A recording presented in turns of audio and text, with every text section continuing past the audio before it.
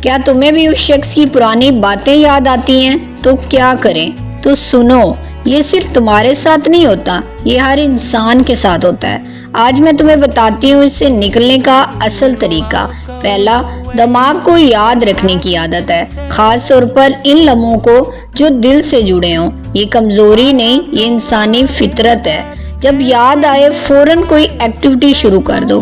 Walk پر جاؤ، کوئی گانا سنو جو نیا ہو، کسی دوست کو کال کرو، دماغ کو نیا فوکس دو۔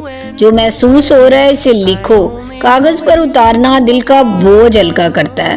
تیسرا، کوئی سی چیزیں یاد دلاتی ہیں، کوئی گانا، کوئی جگہ، کوئی وقت۔ ان ٹارگٹ کو پہچانو اور تھوڑے وقت کے لیے ان سے دوری بناؤ۔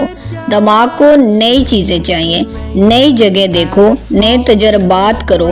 جتنی نئی یادیں بنو گے، پرانی یادیں اتنی دھندلی ہوں گی۔